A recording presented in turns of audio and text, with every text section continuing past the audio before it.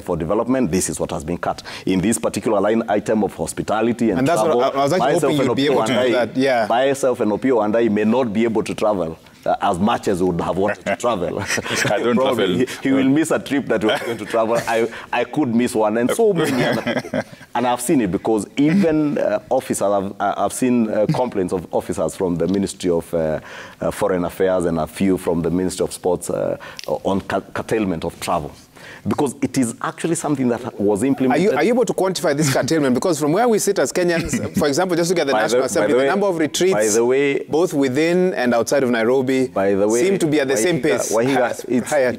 It's not enough because to generalize that if you see Opio and Ichung'wah in Naivasha or somewhere. In Naivasha, in Mombasa for 2 weeks. Do you know there are times, instances where it is cheaper to do it in Mombasa than in Naivasha? Or cheaper to do it in Mombasa than Nairobi. And I can tell you that... It is cheaper to do it in Naivasha than in Nairobi. At times. There are instances when I have been a chair of a committee, and I'll tell you that from experience. I'll need numbers on that. At times, Wahiga, let me give you a classic example if you allow me.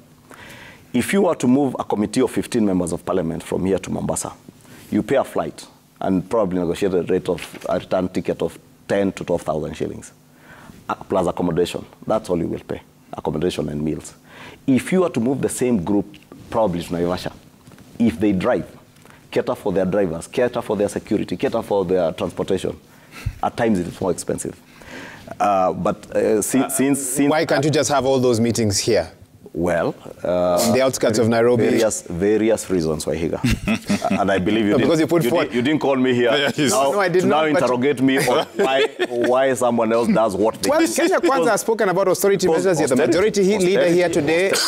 And all I'm saying is from a perception perspective. Do you want us to dwell on it about Parliament? Or because you can invite us on a day and we'll ask the accounting officers of the National Assembly and Senate to be here because they're the accounting officers. Myself and Opio and I are not accounting officers in Parliament. On this and one, they will tell you, they can tell you, because I'm telling you that because I have had that occasion to interrogate the Parliamentary Service Commission on those questions.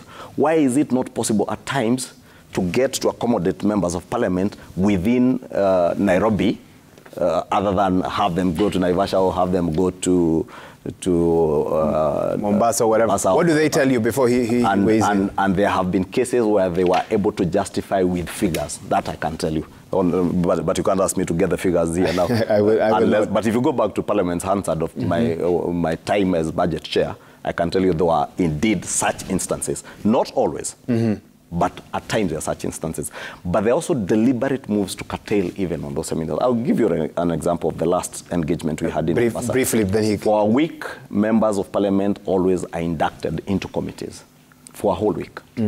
Immediately after, I think they take a break, then they come back for the post-election seminar that is done for every new parliament.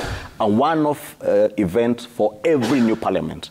Had you done those two events at separate times, as is usually done, you pay tickets to Mombasa and accommodation twice. But Parliament this year, both houses were able to travel almost at the same time, and with one ticket, one airline ticket, you pay one airline ticket, members are accommodated.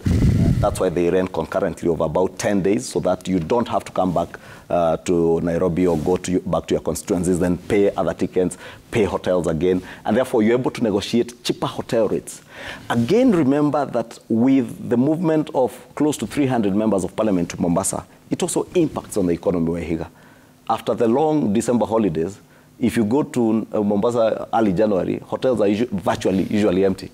Therefore, if you're able to negotiate a rate and you keep other Kenyans in employment in Mombasa, from taxi business to hotels, to the people who are employed in those hotels, Wahiga, we cannot just belittle it to be about members of Parliament being in Mombasa or being in that and this and